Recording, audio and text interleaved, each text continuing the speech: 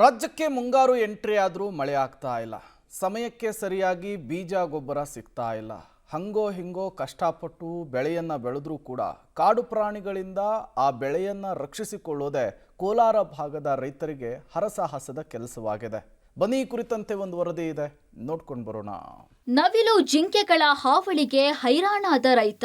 ಬೆಳೆದ ಬೆಳೆಯೆಲ್ಲ ನಾಶ ಮಾಡ್ತಾ ಇರುವ ಪ್ರಾಣಿಗಳು, ಆಹಾರ ಅರಸಿ ನಾಡಿಗೆ ಬರ್ತಾ ಇರುವ ಹರಿಣಗಳ ಹಿಂಡು, ಒಂದ್ ಕಡೆ ಜಿಂಕೆಗಳ ಹಿಂಡು, ಮತ್ತೊಂದ್ ಕಡೆ ನವಿಲುಗಳ ಹಿಂಡು ಜಮೀನಿಗೆ ದಾಳಿ ಇಟ್ಟು ಬೆಳೆಗಳನ್ನ ತಿಂದು ತೇಗಿ ಹೋಗ್ತಾ ಇದ್ರೆ ಕೋಲಾರ ಭಾಗದ ರೈತರು ಹೈರಾಣಾಗಿ ಹೋಗಿದ್ದಾರೆ. ಕೋಲಾರದಲ್ಲಿ ದಿನೇ ದಿನೇ ಪ್ರಾಣಿಗಳ ಉಪಟಳ ಹೆಚ್ಚಾಗ್ತಾ ಇದೆ. ಆಹಾರ ಹುಡುಕೊಂಡು ಕಾಡಿನಿಂದ ನಾಡಿಗೆ ಬರ್ತಾ ಇರುವ ಜಿಂಕೆ ಮತ್ತು ನವಿಲುಗಳ ಹಿಂಡು ಹೊಲ ತೋಟಗಳಿಗೆ ಬೆಳ್ಳಂಬೆಳಗ್ಗೆ ಲಗ್ಗೆ ಇಡುತ್ತವೆ. ಇರುವ ಬೆಳೆಗಳನ್ನ ನಿರಾತಂಕವಾಗಿ ತಿಂದು ಪರಾರಿಯಾಗುತ್ತೆ. ನಿತ್ಯ ಜಿಂಕೆ ಮತ್ತು ನವಿಲುಗಳ ಕಾಟದಿಂದ ರೈತರು ಸಂಕಷ್ಟ ಎದುರಿಸುವಂತಾಗಿದೆ. ಕೋಲಾರ ಜಿಲ್ಲೆಯ ಮಾಲೂರು ತಾಲೂಕಿನ ಕುಂಟನಹಳ್ಳಿ ಸುತ್ತಮುತ್ತ ನೂರಾರು ನವಿಲುಗಳು ಈ ಭಾಗದಲ್ಲಿ ನೆಲೆ ನಿಂತಿವೆ. ಮೊದಲಿಗೆ ಟೇಕಲ್ ಸುತ್ತಮುತ್ತಲಿನ ಬೆಟ್ಟಗಳಲ್ಲಿ ವಾಸವಾಗಿದ್ವು. ಆದ್ರೆ ಇತ್ತೀಚೆಗೆ ಬೆಟ್ಟಗಳಲ್ಲಿ ಕಲ್ಲು ಗಣಿಗಾರಿಕೆ ಹೆಚ್ಚಾಗಿರೋದ್ರಿಂದ ಪ್ರಾಣ ಉಳಿಸಿಕೊಳ್ಳೋದಕ್ಕೆ ತಮ್ಮ ನೆಲೆ ಕಳೆದುಕೊಂಡಿರುವ ನವಿಲುಗಳು ಲಕ್ಷ್ಮೀ ಸಾಗರ, ಕುಂಟನಹಳ್ಳಿ ಸುತ್ತಮುತ್ತಲಿನ ಪೊದೆಗಳಲ್ಲಿ, ರೈತರ ತೋಟಗಳಲ್ಲಿ ತಮ್ಮ ಬದುಕನ್ನ ಸವೆಸ್ತಿವೆ. ಸದ್ಯ ಅವುಗಳಿಗೆ ಆಹಾರ ಹಾಗೂ ಕುಡಿಯುವ ನೀರಿನ ಸಮಸ್ಯೆ ಎದುರಾಗಿದೆ. ಇವುಗಳಿಗೆ ಅರಣ್ಯ ಇಲಾಖೆ ಪರ್ಯಾಯ ವ್ಯವಸ್ಥೆ ಮಾಡಬೇಕು ಅನ್ನೋದು ಕೂಡ ರೈತರ ಆಗ್ರಹವಾಗಿದೆ. ನಮ್ಮ ಕರ್ನಾಟಕದಲ್ಲಿ ನಮ್ಮ ರಾಷ್ಟ್ರ ಪಕ್ಷಿ ಅಂತ ಏನಂತ ಕರೀತಾರೆ ನವಿಲನ್ನ, ರೈತರು ಬೆಳೆದಲ್ಲಿ ಬಂದು ಮೇವು ತಿಂತಾ ಇದೆ. ಅದರಿಂದ ಅವರು ಕೂಡ 5,000 10,000 ಸರ್ಕಾರದಿಂದ ಕೊಡೋದು ನಮ್ಗೇನು ಸಾಕಾಗಲ್ಲ. ಬಂದು ತಿಂತದೆ, ಒಯ್ದ್ರೆಗನ ಕೇಸ್ ಹಾಕ್ತಾರೆ. ಅದರಿಂದ ನಾವೇನು ಕೇಳ್ತಾ ಇದ್ರೆ ಅಂದರೆ, ನಮ್ಮ ರೈತರಿಗೆ ಏನೋ ಒಂದಷ್ಟು ಕೊಡಿ, ಇಲ್ಲ ಬಂದು ತಿನ್ಕೊಂಡು ಹೋಗ್ಲಿ, ಒಯ್ದ್ರೆಗನ ನಮ್ಮ ಮೇಲೆ ಕೇಸ್ ಹಾಕ್ತೀರಾ, ಜೈಲಿಗೆ ಎತ್ಕೊಂಡು ಹಾಕ್ತೀರಾ. ಅದಕ್ಕೆ ನಾವೇನು ಕೇಳೋದಂದರೆ, ಇದಕ್ಕೆ ಏನು ಬೇಕೋ ಅದರಿಂದ ಅನುಕೂಲ ಮಾಡಿಕೊಡಿ ರೈತರಿಗೆ. ನಾವು ಮೇವಿನಿಂದ ಆಗಲಿ ಇನ್ನೊಂದಿಂದ ಆಗಲಿ ನಾವೇನು ಇಚ್ಛೆ ಬಿಡ್ತಲ್ಲ. ಯಾಕಂದರೆ ಅದು ಒಂದು ಪಕ್ಷಿ, ಅದು ಜೀವನ ಮಾಡ್ಬೇಕಂದ್ರೆ ಅದು 4 ದಿನ ಬದುಕಬೇಕಂದ್ರೆ ಏನೋ ಒಂದು ತಿನ್ನಬೇಕು. ನಾವು ಮನುಷ್ಯರು ಏನೋ ಒಂದು ತಿನ್ಬೇಕಂದ್ರೆ ಜೀವನ ಮಾಡಬೇಕು. ನಮ್ಗೆ ರೈತರಿಗೆ ಉಪಯೋಗ ಆಗಬೇಕಂದ್ರೆ ನಿಮ್ಮ ಕಡೆಯಿಂದ, ಸರ್ಕಾರ ಕಡೆಯಿಂದ ನಮ್ಗೇನೋ ಒಂದು ಅನುಕೂಲ ಮಾಡಿಕೊಟ್ಟಾಗ ನಾವು ಅದ್ರ ಪಕ್ಷಕ್ಕೆ ಹೋಗಲ್ಲ.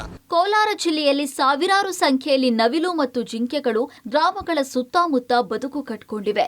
ಇತ್ತೀಚೆಗೆ ನಗರ ಬೆಳೆದಂತೆ ಅರಣ್ಯ ಪ್ರದೇಶ ಕಡಿಮೆಯಾಗಿದ್ರಿಂದ ನೀವು ನಮ್ಮ ಜಾಗಕ್ಕೆ ಬರಬಹುದು, ನಾವು ನಿಮ್ಮ ಜಾಗಕ್ಕೆ ಬರಬಾರ್ದ ಅನ್ನುವ ಲೆಕ್ಕದಲ್ಲಿ ಜಿಂಕೆ ಮತ್ತು ನವಿಲುಗಳು ನಾಡಿನತ್ತ ಹೆಜ್ಜೆ ಹಾಕ್ತಿವೆ. ಬೆಳಗ್ಗೆ ಮತ್ತು ಸಂಜೆ ಹೊತ್ತಿಗೆ ದಂಡಿ ದಂಡಿಯಾಗಿ ರೈತರ ತೋಟಗಳಿಗೆ ಲಗ್ಗೆ ಇಡುವ ನವಿಲು ಮತ್ತು ಜಿಂಕೆಗಳು ಕಷ್ಟಪಟ್ಟು ಬೆಳೆದ ಬೆಳೆಗಳನ್ನ ತಿಂದು ತೇಗ್ತಾ ಇವೆ.